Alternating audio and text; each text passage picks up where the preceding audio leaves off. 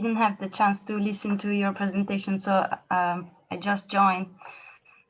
So I'm sorry for that. It's okay. Well, do you want to maybe the three of you introduce yourselves a little bit, since we introduced ourselves already? I guess since you didn't have a chance to hear. So we are at Texas Tech University at the College of Architecture, and we have a research center and do a lot of work on the US-Mexico border. So we're located in El Paso and do work in El Paso and Ciudad Juarez. And we basically sort of start with like large mapping issues that sort of affect people, but they're invisible issues, and so we try to make them visible. And then we also design sort of small interventions in this region.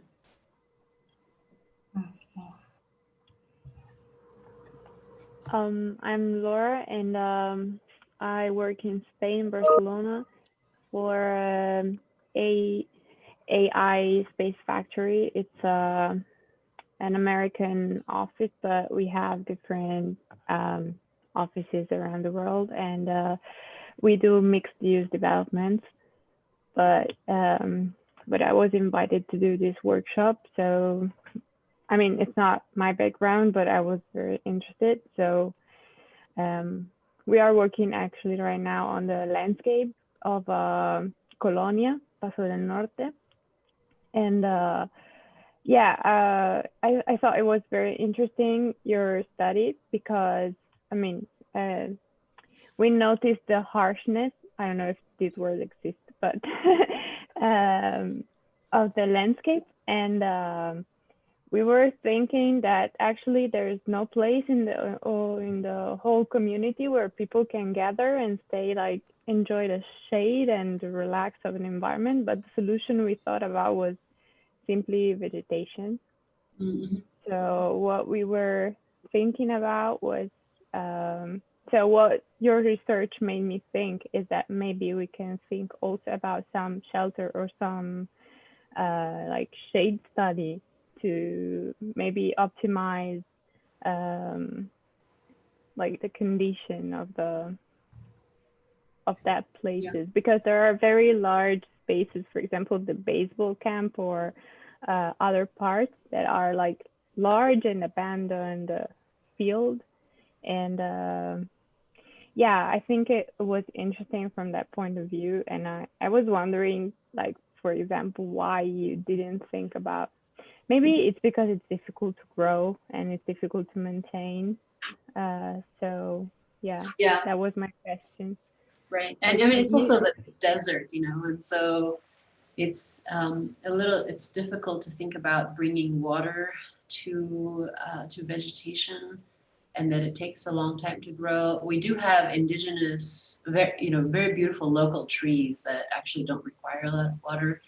But the shade structure is meant to, if you remember that part of the presentation where Stephen was talking about, is really calculated in a way that it protects from a sky exposure following the geometry of the context, which trees can do. But because there is so much dust here in the desert, the dust actually reflects a lot more UV light and sunlight, even when you're in the shade.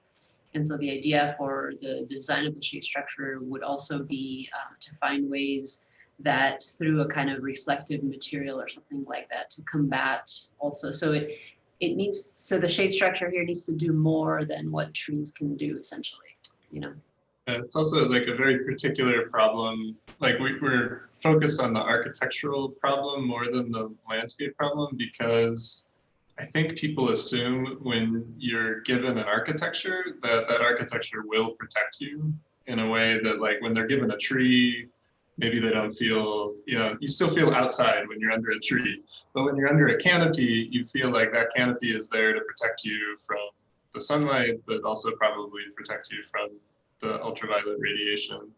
So we're really tackling that because we're dealing with really high use spaces too, like the pedestrian spaces along the international border. So I think that would be a question for your study, like what is the use? One of the major factors of how people maintain their health and their enjoyment, in in the conditions out here, and potentially within a shaded condition, is just like, what time of day are they going to be out there, and how long are they going to be out there? You know, you might not need much, you know, if they're only going to be out there in the morning, or if they're only going to be out there in the evening, for instance. So yeah, we were really targeting these like high use, like 24-hour-a-day kind of spaces, and targeting these spaces where like people assume that they're pretty protected when they actually aren't. But that's probably in a low resource environment when you don't have the federal government building something. Yeah, trees, you know, and kind of more, I guess, more economical kind of solutions are great. You know, like you might think about strategies to control the use, like to control the amount of time that people would be out there, or the time of day that people would be out there. Okay, thank you. Yeah. Yeah, for me, I'm Caterina, and I'm a PhD candidate in Italy, and in urban planning. Like my research mostly focused on the study of healthy city. So, like in this case, I think maybe trying to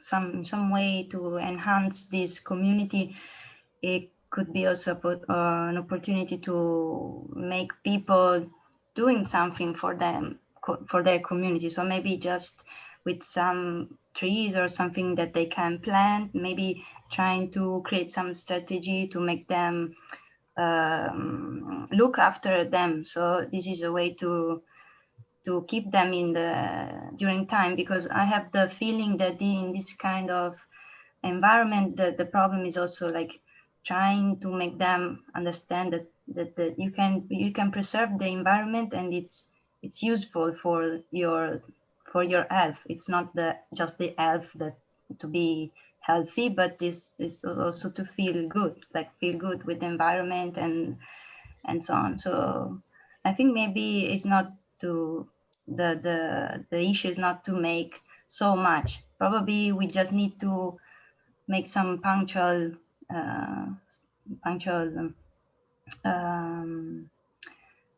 some punctual strategy to get some results. I don't think we need to think too big solutions, Yeah. in my mind. Is this community permanent, or like how long have they been there, and how long will they be there? Do you know? Since many generations, I understand, right? Right, Fernando? I don't know. 3 generations. So, okay, yeah, so then this idea of bringing or finding ways that the community can engage their own environment, I mean, that's always really productive, right? I think we cannot make other people behave a certain way, right? Like when we start thinking that, then we're doing things wrong, right? Like you can't force people to do things. But I think there is something about like growing something naturally versus building something that I think it's more about nurturing and you know, like we also garden, you know, so like when you're gardening, right, you're growing your own things. Like there's a relationship there about nurturing that environment that maybe architecture is not always offering it, you know, because architecture is always finished when it comes to you, but a planted thing or like life is not finished, you know, when it comes to you. And so I think there needs to be a balance, right? Like there's a need for infrastructure, right? Like built environment that needs to take care of like basic things like water and sanitation. But then this other idea that Laura brought up of the shade, it sounds like it does make sense to think about it in terms of natural ways, so that there's a specific relationship of care to the environment. What are you all assuming are the economics of the project? Like I would imagine there's a tendency within a project like this and an environment like this to think of it as sort of a closed system, right? To think that like somehow either through the workshop or through the community funding itself, let's say we're going to institute some sort of change. But to think of the Colonia as part of a larger system you might be able to tap into other potentials for arguments for the project, but also like funding for the project. So like one thing that's come up in our research about colonias is obviously colonias are like very invested and you know trying to improve the infrastructural and the health conditions within the environment, but like state level and national level environmental boards are also very interested in improving the health of the colonias, because if the health of the colonias fails, then they become a threat to the borderland, or if the water system pollutes, you know, other watersheds, that becomes a threat to the larger system.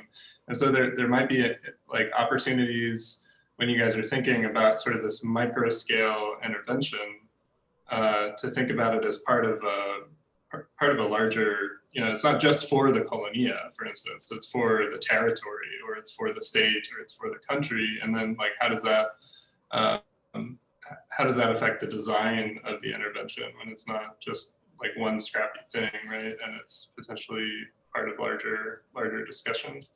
And I guess the other flip side of that, you know, if it's not federal or state or kind of regulatory audiences, are there other kind of like commercial or entrepreneurial audiences who are currently outside of the colonia who would benefit from you know, having some sort of intervention within a colonia that would benefit the colonia, right? And so like, how do you think about, you know, if this is farming, for instance, like what are the, just outside the boundaries of the colonia, like what are the other kind of local farming collectives and things like that, and how do you reach them as an audience? But there could be any number of ways that you could go with something like that. But yeah, what's your thinking about like closed system versus